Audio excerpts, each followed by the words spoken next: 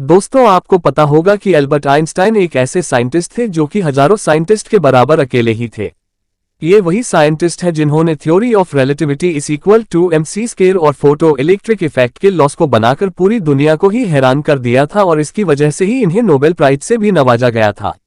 दोस्तों के दिमाग का सबको पता था कि उनके पास बाकी लोगों से काफी एडवांस दिमाग था और इस बात का खुद आइंस्टाइन को भी पता था। और वो ये नहीं चाहते थे कि जब भी वो मरे तब उनके बॉडी पर किसी भी तरह की रिसर्च हो। लेकिन दोस्तों, जब आइंस्टाइन की मौत हुई तब जो डॉक्टर पोस्टमार्टम के लिए आया उसने चोरी छुपे आइंस्टाइन का दिमाग ही चुरा लिया, क्योंकि दोस्तों उसे ये जानने की थी कि आखिर दुनिया के सबसे तेज दिमाग के अंदर आखिर ऐसा क्या है। अब बाकी रोज दिमाग में ऐसा क्या था और क्या आइंस्टाइन अपने सुपर ब्रेन के साथ ही पैदा हुए थे या फिर उनकी जिंदगी में बाद में कुछ ऐसा हुआ था जिससे कि उनका दिमाग इतना तेज हो गया। आज के इस वीडियो में हम यही बात जान लेंगे। तो चलिए वीडियो को शुरू करते हैं। तो चोरी करने पर उस डॉक्टर के साथ क्या होगा, इससे ज्यादा उसे ये जानने में दिलचस्पी थी कि आखिर उस दिमाग में ऐसा क्या है। हॉस्पिटल को जब डॉक्टर हार्वे की इस हरकत का पता चला तो उन्होंने उसे काम से ही बाहर निकाल दिया। अब डॉक्टर हार्वे ने आइंस्टाइन के बेटे से परमिशन ले ही ली कि वो आइंस्टाइन के दिमाग को स्टडी कर सकता है। वो डॉक्टर तो पोस्टमार्टम में स्पेशलिस्ट था और इसीलिए उसे आप दिमाग की स्टडी का कुछ भी नहीं पता था और इसीलिए वो अब उस दिमाग को प्रिजर्व करके पेंसिल्वेनिया के किसी शहर में ले गए, जहां उन्होंने पहले तो दिमाग के कई फोटोज ली और फिर उन्होंने उसे 240 छोटे छोटे टुकड़ों में काटकर हपीस को अलग अलग में प्रिजर्व करके बेसमेंट में छुपा दिया। अब उनकी बीवी की अक्सर उनसे लड़ाई होती थी और वो कहती थी कि वो इसे कहीं और फेंक दे और इस बात को लेकर तो दोनों में डिवोर्स तक हो गया। साथ कई साल बीत गए लेकिन डॉक्टर हार्वे आइंस्टाइन के ब्रेन पर कोई खास रिसर्च नहीं कर पाए और उल्टा उनका मेडिकल लाइसेंस ही कैंसिल कर दिया गया। अब उन्होंने एक फैसला किया कि वो अब उन दिमाग के टुकड़ों को पूरी दुनिया के अलग अलग बेस्ट न्यूरोलॉजिस्ट के पास भेजेंगे। अब उन्होंने जब उन टुकड़ों को न्यूरोलॉजिस्ट के पास भेजा तब 1985 में आइंस्टाइन के ब्रेन पर एक के बाद एक स्टडीज पब्लिश होना शुरू हो गई थी, जिसमें ये पता चला कि आइंस्टाइन का ब्रेन हम इंसान से काफी ज्यादा अलग पाया गया।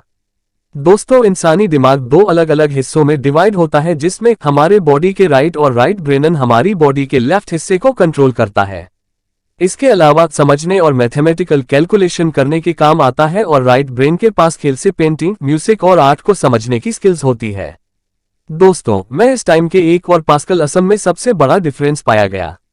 आप जैसे कि अगर आप कीवर्ड पर टाइपिंग कर रहे हो तो आपके दोनों हाथ टाइपिंग में बिजी होते हैं, जिसमें अगर आपके लेफ्ट हैंड से कोई गलती हो जाए तो उसे फौरन आपका राइट हैंड बैकस्पेस दबाकर सही कर लेता है। अब इसका मतलब कि जब हमारे राइट ब्रेन से मिस्टेक हुई तो उसने फौरन उनकी मिस्टेक को ठीक कर दिया। अब ब्रेन के जिस हिस्से से दोनों हिस्से कम्युनिकेट करते हैं उसे कॉर्पस कैल्शियम कहा जाता है और आइंस्टाइन का कॉर्पस कल आम इंसान से कुछ ज्यादा ही बड़ा था, यानी कि उनके लेफ्ट और राइट ब्रेन का आपस में बहुत ही ज्यादा स्ट्रॉन्ग कम्युनिकेशन था, जिससे कि बड़ी से बड़ी प्रॉब्लम्स अपने ही दिमाग में सॉल्व कर सकते थे। अब इसके अलावा इस टाइम का दिमाग साइज में भी बड़ा था, जिससे कि ब्रेन में न्यूरॉन्स का फ्लो काफी ज्यादा तगड़ा था, जिससे कि वो बिना पेन और पेपर के किसी भी प्रॉब्लम को सॉल्व कर सकते थे। इसके अलावा इसके ब्रेन का वजन 1230 ग्राम था, जबकि आम इंसान के ब्रेन का वजन 1400 ग्राम तक होता है।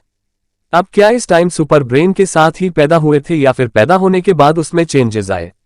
जब इस पर जांच पड़ताल कर ली गई तो पता चला कि आइंस्टाइन पूरे 5 साल की उम्र तक बोल ही नहीं पाते थे, जबकि एक नॉर्मल बच्चा 2 से 3 साल में बोलना सीख जाता है।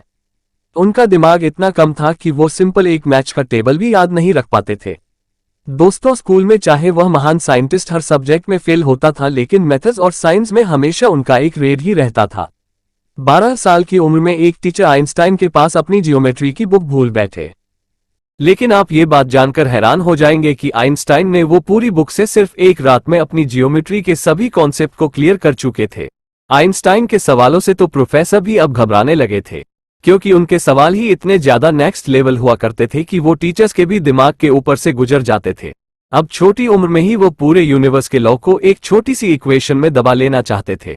उनके लिखे थीसिस के बिना आज साइंस की दुनिया बिल्कुल अधूरी है। आप इन बातों से तो ये पता चलता है कि आइंस्टाइन क्या दिमाग उनके पैदा होने के बाद ही स्पेशल बना। और इस वीडियो को लाइक करके चैनल को सब्सक्राइब करना ना भूलें।